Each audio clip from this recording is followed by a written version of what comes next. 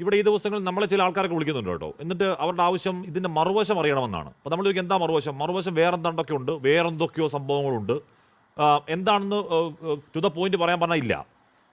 അതേസമയം ഇവന് ഭയങ്കര കടങ്ങൾ. അപ്പോൾ നമ്മൾ തിരിച്ചു ചോദിക്കും ഏതൊക്കെ കടം? അത് ആപ്പിലെ കടം എത്ര രൂപ അറിയില്ല.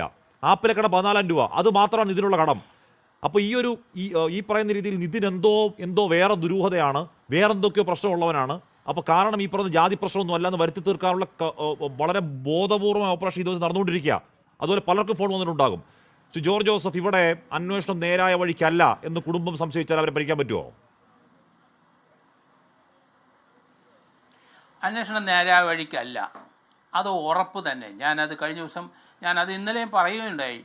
കാരണം അവിടെ എന്തിനാണ് ഈ ഫൈനാൻസിൻ്റെ ആപ്പ് ലോണുമായിട്ട് ബന്ധപ്പെട്ട് ഇപ്പം പോലീസ് സഞ്ചരിക്കുന്നത്? അതേപ്പറ്റി ഒരു FIR എടുത്തെന്ന് പറയണത് ഏത് നാട്ടിലാണ് ഈ പോലീസ് ഉദ്യോഗസ്ഥന്മാർ?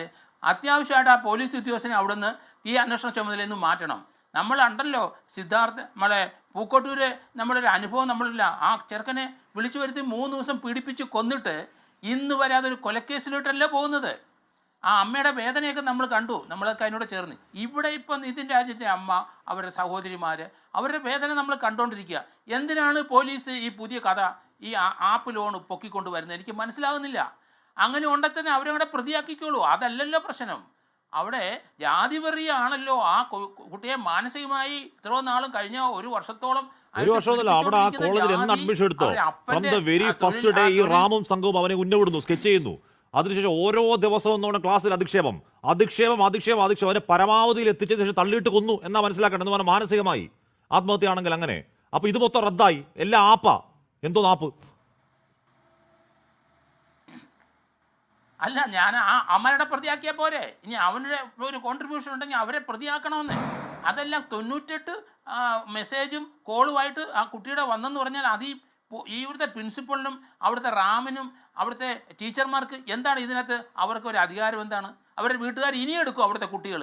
അതുങ്ങളെ വിഷമിച്ച് പഠിക്കുന്ന കുട്ടികളല്ലേ, അവരെ ആപ്പിൽ നിന്ന് ലോൺ എടുക്കും. ചിലപ്പോൾ അവരുടെ പഠനം കഴിഞ്ഞായിരിക്കാം അത് തിരിച്ചടയ്ക്കുന്നത്. അത് ഈ അധ്യാപകർക്ക് എന്താ അതിനകത്ത് ഈ പ്രശ്നം? അത് തന്നെയല്ലേ ഒരു ലേഡി അധ്യാപികയുടെ അങ്ങോട്ടൊരു ഫോൺ കോൾ വന്നെന്ന്. അത് ഈ ആപ്പിൽ നമ്മൾ ലോൺ എടുക്കുന്നവരെല്ലാവരും നമ്മളും പരിചയമുള്ളവരത്തൊക്കെ അവർ കരുതി വിളിച്ചുകൊണ്ടിരിക്കും. അതും ഇതുമായിട്ട് ബന്ധപ്പെടുത്തി ആ അന്വേഷണം നടത്തുന്ന പോലീസ് ഉദ്യോഗസ്ഥർ ഏതവനായാലും ശരി, അന്വേഷണം അടിയന്തരമായിട്ട് മാറ്റേണ്ടിയിരിക്കുന്നു. നമ്മൾ അങ്ങനെയാണ് ചിന്തിക്കേണ്ടത്. അവരെ കൂടെ പ്രതിയാക്കി മുന്നോട്ട് പോയാൽ പോലെ അതിനൊരു FIR എടുക്കുന്നത് എന്താണ്? അത് ചില കാര്യങ്ങൾ പ്രൊട്ടക്ഷനാണോ? ഈ ചെറുക്കനെ നമ്മൾ വിചാരിക്കുന്നില്ല, നല്ല ലീഡർഷിപ്പ് ക്വാളിറ്റിയുള്ള, ഇത്രയും അധിക്ഷേപം ഉണ്ടായിട്ടും അത് പിടിച്ചു നിൽക്കാൻ കഴിവുള്ള, അത് തന്നെയല്ല ആ ക്ലാസ്സിലെ ലീഡറും എല്ലാ കാര്യത്തിലും ഉത്തരവാദിത്വം ഇവനെയാണ് ഏൽപ്പിക്കുന്നത്. അത് തന്നെയല്ല മെറിറ്റിൽ 2 പ്രാവശ്യം തോറ്റ് എന്നിട്ട് 3ാമത് എഴുതി മിടുക്കനായി വന്നു കയറിയവനാണ്. നമ്മൾ അവനെ അപ്രീഷിയേറ്റ് ചെയ്യണ്ടേ? ആ കോളേജിലെ ആ സാറന്മാരെ പ്രവർത്തനം അയാളെ തീർച്ചയായിട്ടും അവരെയൊക്കെ റിമൂവ് ചെയ്ത് കളയും. എന്തിനാണ് ഇവർക്കൊക്കെ ഡോക്ടറേറ്റ് കൊടുക്കുന്നത്? ഒരു മനുഷ്യനായിട്ട് കാണാൻ കൂടി പറ്റുന്നില്ലല്ലോ ഇവർക്ക്. ആ കൊച്ചിന് ഒരു സാറന്മാരും ഇല്ലായിരുന്നു.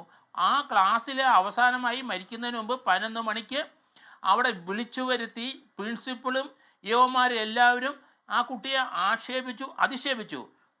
അവിടെ ഇനി പഠിക്കണോ ഇല്ലയോ എന്ന് ആ കൊച്ചിന് സംശയമായി. കാരണം 1-2 അധ്യാപകരെങ്കിലും ഒരു സോഫ്റ്റ് കോർണർ ഉണ്ടെന്ന് വിചാരിച്ചിരുന്ന കുട്ടി ഒന്നിച്ച് ആ പ്രിൻസിപ്പളിൻ്റെ മുറി വിളിച്ചുകൊണ്ട് ഇരുത്തി അധിക്ഷേപിച്ച് വിട്ടിരിക്കുകയല്ലേ.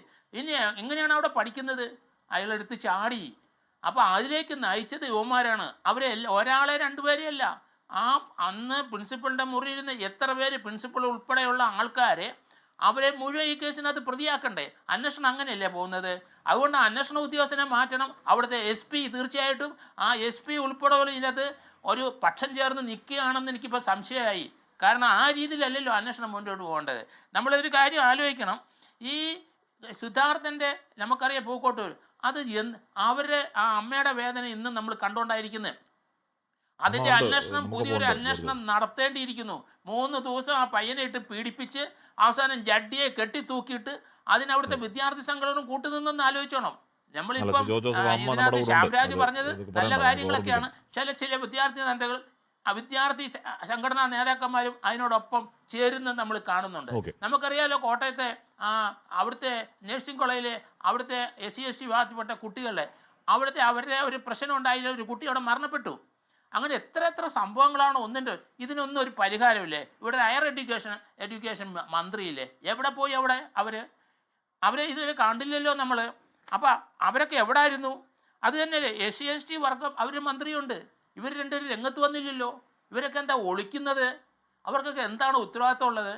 കാരണം ഇതുപോലെയുള്ള ആ ക്യാമ്പസുകളിൽ അവിടെ ഗുണ്ടകളും അധ്യാപകരും ഗുണ്ടകളായിട്ടൊക്കെ തന്നെയാണ് പ്രവർത്തിക്കുന്നത്. ഇത് കേരളത്തിലാണോ? നമ്മൾ എത്ര ഈ സംഭവങ്ങൾ ഈ അല്ല, നമുക്ക് ജോർജ് ജോസഫ് ഇത് ഈ കോളേജിൽ മാത്രമാണോ? ഏതൊക്കെ കോളേജിൽ എത്രയൊക്കെ റാമാൻ ഉണ്ടെന്ന് ആർക്കറിയാം? ഏതൊക്കെ രാവണൻ കോട്ടകളായി, കശാപ്പുശാലകളായി. ഇപ്പോൾ ഈ നിതിൻ്റെ കാര്യത്തിൽ ഈ പറയുന്ന ആ ഹോസ്റ്റലിലെ വാർഡൻ പ്രിൻസിപ്പളിനേക്കാൾ പ്രിൻസിപ്പൾ ചമഞ്ഞെന്നാ പറയുന്നത്. വാർഡൻ തന്നെ പറയും അത്ര ഇന്റേണൽ മാർക്കിന്റെ കാര്യം.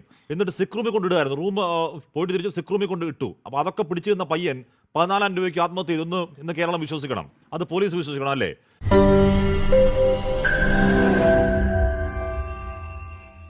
ലോകത്തെവിടെയായാലും ഏത് സമയത്തും 24 വാർത്തകളും ഓഗ്മെന്റഡ് റിയാലിറ്റി പാക്കേജുകളും എക്സ്പ്ലെയിനറുകളും വിശദമായി കാണാൻ ഞങ്ങളുടെ യൂട്യൂബ് ചാനൽ നിങ്ങൾക്ക് സബ്സ്ക്രൈബ് ചെയ്യാം.